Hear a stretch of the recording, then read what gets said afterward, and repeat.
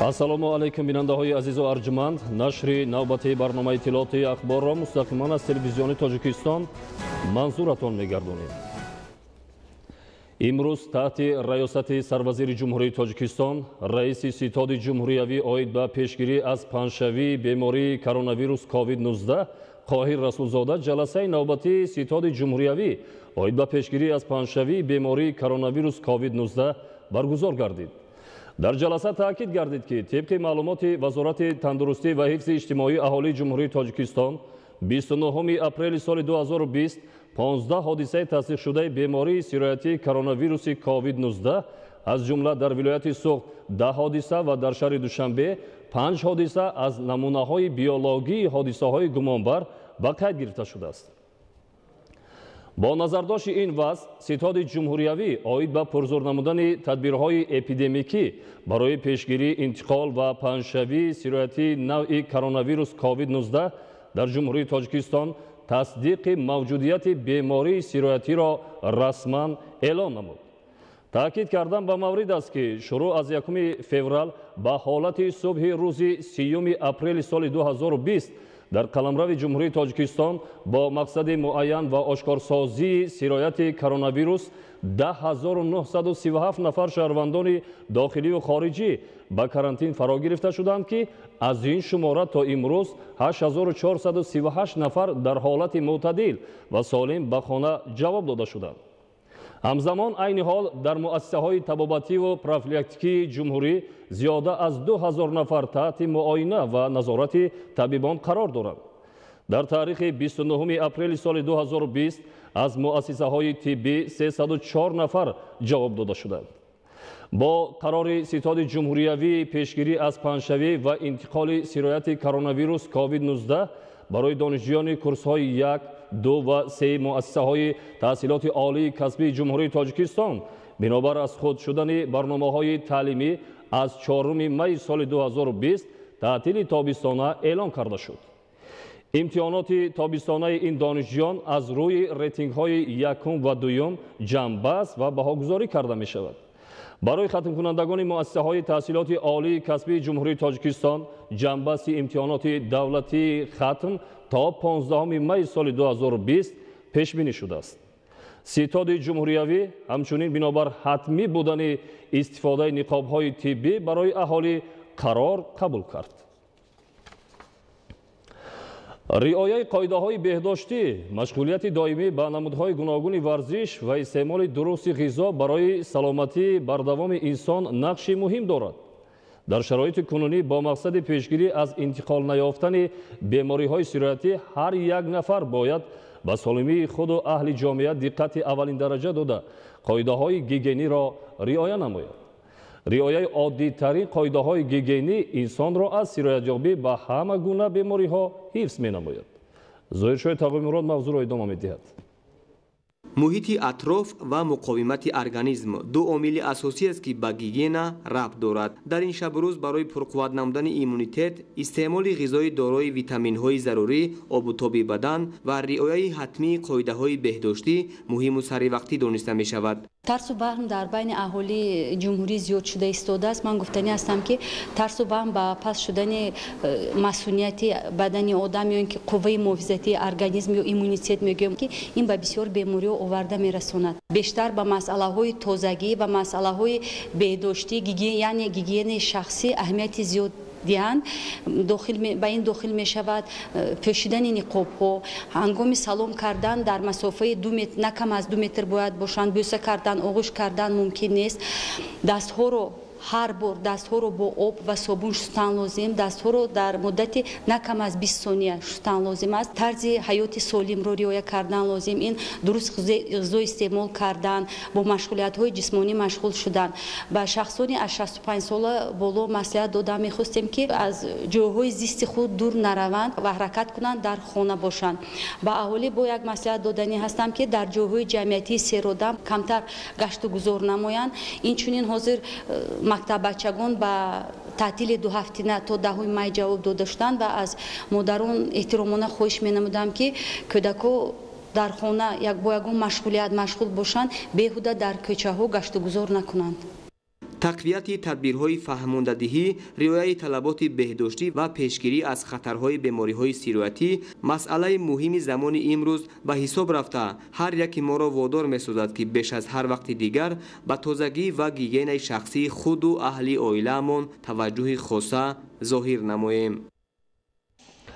дар ноҳияи данғараи вилояти хатлон дар доираи нақшачорабиниҳо барои таъмини солимии аҳолӣ ва пешгирӣ аз хуруҷи ҳама гуна бемориҳои сироятӣ чораҳои безараргардонии ҷойҳои ҷамъиятӣ ва маконҳои истифодаи умум анҷом дода мешавад.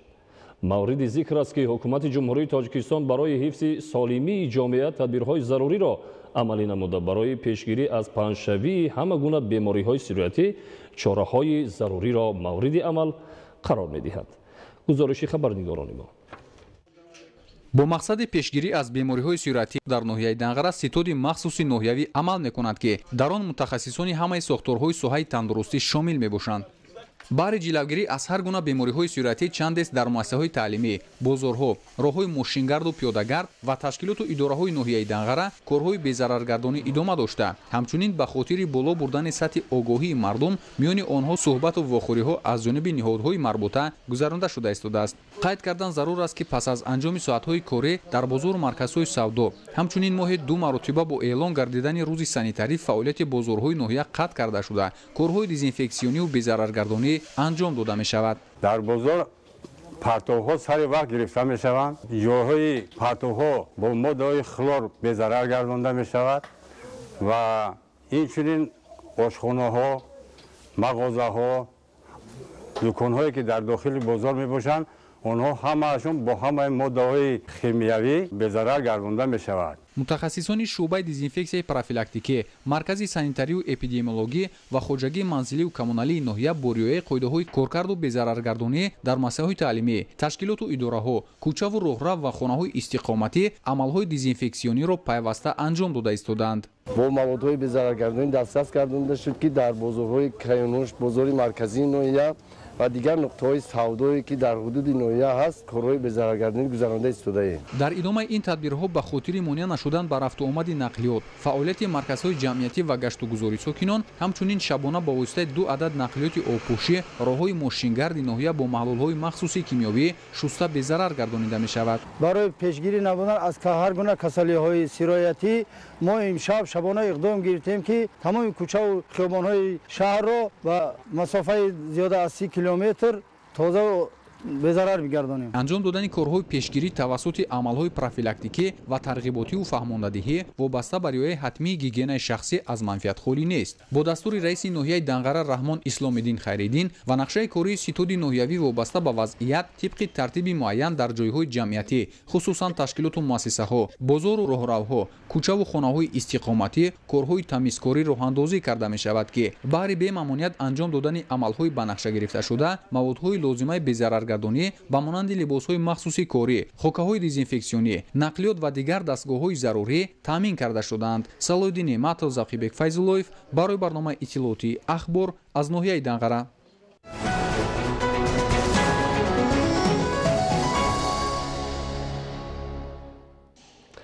истифодаи оқилонаву самараноки замин дар ҳама шаклҳои хоҷагидорӣ аз ҷумла заминҳои назди ҳавлигӣ дар ноҳияи Ёвон дар сатҳи зарурӣ ба роҳ монда шудааст.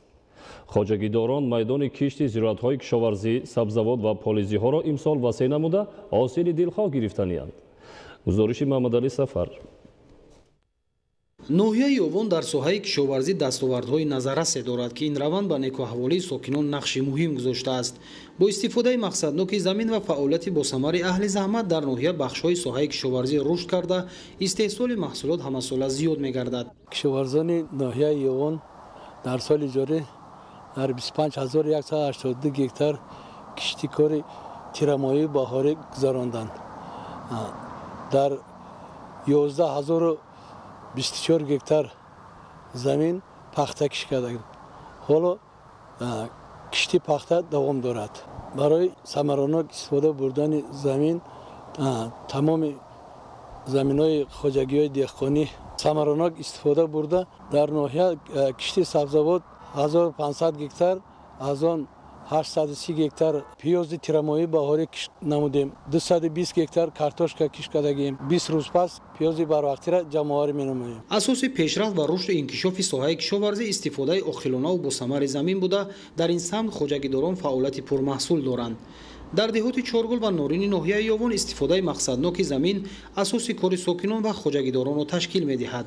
дар заминҳои назди ҳавлигӣ хоҷагидорон зироатҳои кишоварзӣ, сабзавот аз ҷумла картошкаву ғалладонагиҳо, бодиринг, помидор ва кабудиҳо кишт намуданд, ки дар баробари таъмини худ инчунин дар фаровонии бозорҳо саҳм мегузоранд.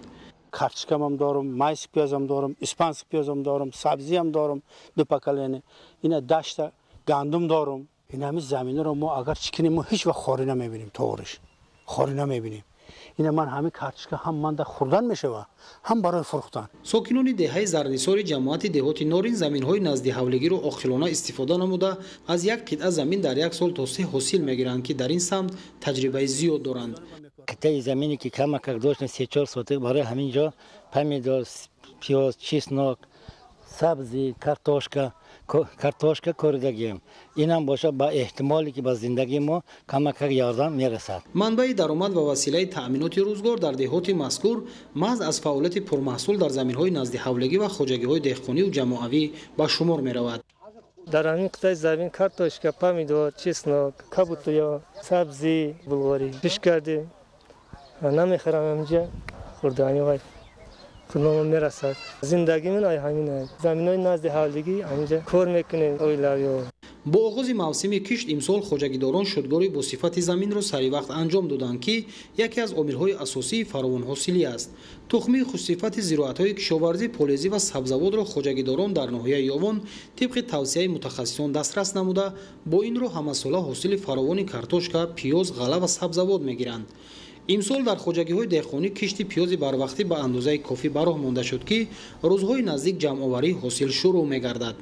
5 гектар замин дорем. 1 гектар ман ҳамҷа пиёз коридагим. 20 рӯз пас ё 10 рӯз пас мумкин мечинем. 50-40 тонн пиёз тият фурӯхтан ба тайёр кардестем. ноҳияи мана душанбе мебарем, масалан бозораи ҳамун Ёвон ҳамҷода мефурӯшем. Картошка дорем, бо каду анам хеле сабзавот чи бодрин карданем, бо инамҷада қариб 1 гектар замин дорем, бо иҷада бодрин ҳарбуз коридагим, харбуза коридагим. ҷои пиёз ба 2 бор мегирем да.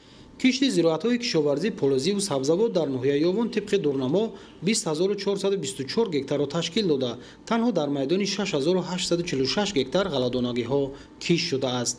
дар ҳудуди деҳоти ҳаёти нав, Норин, Чоргул, Ситораи Сурх, Даҳана, Гулсараи Юсуфова, Обшорон ва Ҳасан Ҳусейнови ноҳияи Ёвон хоҷагиҳои деҳқонӣ дар истифодаи самараноку мақсадноки замин фаъолияти босамар нишон дода, ҳосилнокии ғалладонагиҳо, сабзавот ва полозиҳоро бо иҷрои саривақтии корҳои агротехникӣ ба фарқ аз чанд сол қабл зиёд намуданиянд. дар асоси дастури супоришои ҳукумати ҷумҳурӣ дар ҳудуди ҷамоати мо 33 гектар замини картошка, 140 гектар пиёз, 600 гектар ғалладонагиҳоанд. мо ҳаракат мекунем ки баъди ҳосили картошкаро гирифтан пас донагиҳо, лубиёву маккаву мош мешнонем. баъди чиндани картошка 33 гектар ба баъди вай 65 гектар пиёзи барвақтӣ дорем. пиёзи барвақтиро мегирем, ҷои вайда ҷугории дон, лубиёги мош мекунем. 600 гектар замини обии коранда ғалладонагӣ дорем. баъди мумкин то даҳимои ин ноҳияи мо камтар салқине, то даҳимои ин агар ғалладонагиҳоро гирем, бо ҷугории дону мошу лубиё дигар зироатҳо кордание.